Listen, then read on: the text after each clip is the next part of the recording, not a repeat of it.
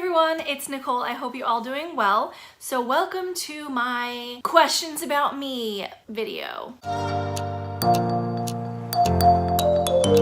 So this is a book that I got at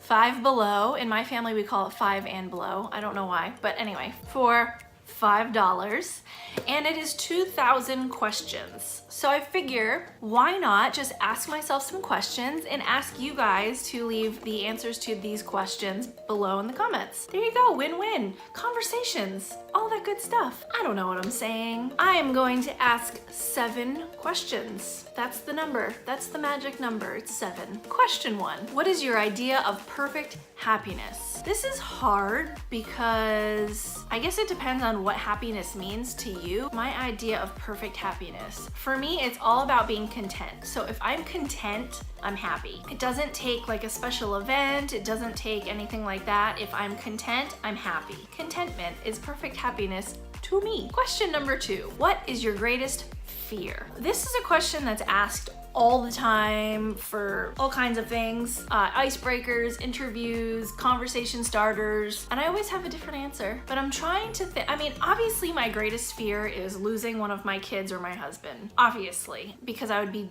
devastated. But when I remove like that kind of stuff, I would say if I was suddenly dropped in the middle of the ocean, gives me anxiety.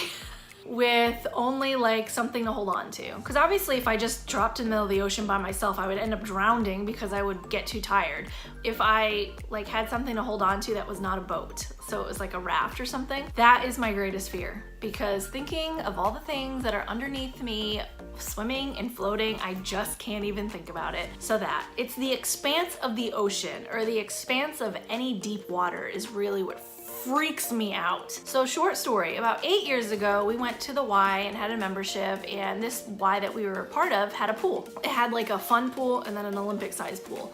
Maybe not really Olympic, anyway, lap pools. And I found that I really liked to swim for exercise. It was fun for me, it was easy, it didn't make me sweat, which is the thing I hate about exercising. I hate sweating. Every time I would jump into the water to start my laps, I would have to close my eyes. I had goggles on, but I'd have to close my eyes because if I opened my eyes and saw the expanse of the water, because it's dark, you know, the fun pool was like bright blue and white, but this one was really dark. If I saw the expanse of the darkness of the water, I would have to get out. So I would close my eyes and then I would come back up and then I would just focus on where I was going and then I would just swim.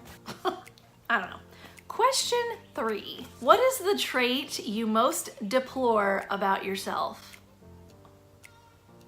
Well, I would say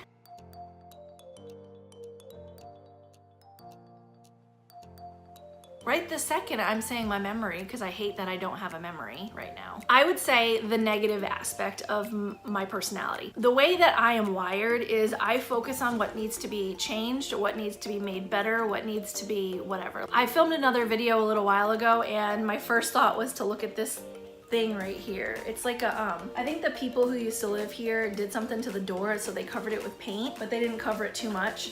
So my first instinct was to go right for that stupid little thing. That's how I'm wired. I look at what needs to be fixed. That's just how I am. However, it comes out as negative a lot, like a lot. And I don't like that part. You know, I want to make things better, but I also don't want to bring everybody down. I don't want to be a Debbie Downer, that's for sure. But there's always room for improvement, you know? So it's a hard balance that I have to make constantly. I would say I deplore the negative parts of my personality. Question number 4, what is your greatest extravagance? Gosh, I think I would answer this so much differently at different points of my life. So right now, I would say it is our house cleaner. She comes once a month and she's fantastic and she's super inexpensive, but still, it's a house cleaner. That is something not a lot of people have, and I am so very thankful to have one. Trust me, very thankful. I know that it's an extravagance. I mean, that's not a necessity for people. Question number 5, what is your current state of mind? Well, I would say that I am definitely more at peace since I stopped working at my previous employer, I don't know. It was a very stressful job and there were so many aspects about it that I loved, but the aspects about it that I did not like became more of what I had to do. The things that I enjoyed doing, I did less and less and less, and it seems like everything that I loved to do ended up going to somebody else, or we just didn't do it anymore. And at a certain point, it was like, wow, everything I love about this job is no longer in my purview. And everything that I hate about this job is what I'm responsible for. There became a point last winter that I became sick because of the stress of my job, because I'm not a worrier.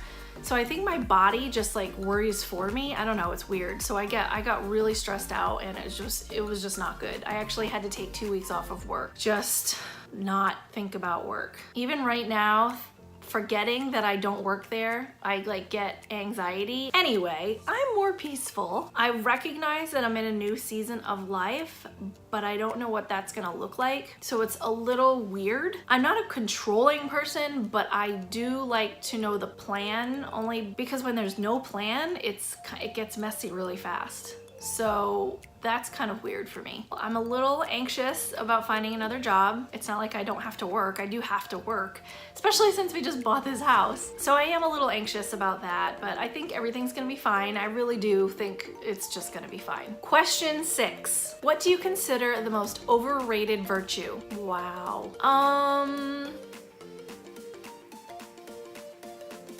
do you consider the most overrated virtue? So this is gonna be a weird answer only because I'll explain. So someone like me, again, the way I'm wired is I'm very set on individuality. I'm very set on authenticity. With that, I think that sometimes people say the phrase, "It's just how I am," or "It's just how God made me," or "That's just the way I am, take it or leave it." I think people use that to excuse bad behavior, and I'm specifically thinking about people who feel like they need to tell the truth about everything. Now, I'm a pretty honest person, but I don't feel the need to tear people down with the truth. And I'm not saying it like, you know, your husband or your wife comes to you and says, you know, "Do you like these pants?" You either like them or you don't like them. I mean things like someone comes to you with an idea that they have and it's not a great idea, it's a pretty terrible idea. So would it be kind to them to be like, "Yeah, that idea sucks. Sorry, it's just the way that I am. Just gonna tell you the truth." No, because that's not kind. So I think that, you know, the whole "that's just the way God made me" thing can be a cop-out really quickly, because God also made us to be kind people. So, you know. Question number 7, which is also our last question for the video. On what occasion do you lie? That's hilarious because I did not read ahead. I did not know that this was gonna be the next question. You know, as a Christian woman, as a pastor's wife, as a planter of a church, I would love to say never, but then that would be a lie too. I think that the times that I would lie would be where the state of somebody's confidence, the state of their emotions, their value in themselves is more important than the lie. My example is gonna be somebody has low self-esteem and they did their own makeup and they asked me if it was good. Would I lie and say yes? But I wouldn't lie and say yes. However, I would offer my help. I wouldn't say, "Yes, that looks great, let me help you." I'd say, "What products did you use?" You know, I try to like do that. What products did you use? What look were you going for? Did you achieve the look that you're going for? You know, kind of like pull things out to offer my help, because I never want to just tear somebody down. I'm trying to think of a time where I've felt justified in lying. That's the thing, where people lie, but do you feel justified in lying? I can't answer this question. I can't think of a time where a specific occasion where I would lie, because to me, lying is not helpful. And then you gotta remember all your lies. That's just a pain. I don't know. Anyway, I hope you all enjoyed these questions. Feel free to leave your answers below to the questions that I asked. I hope you all have a wonderful day, and I will see you all real soon. Bye, guys.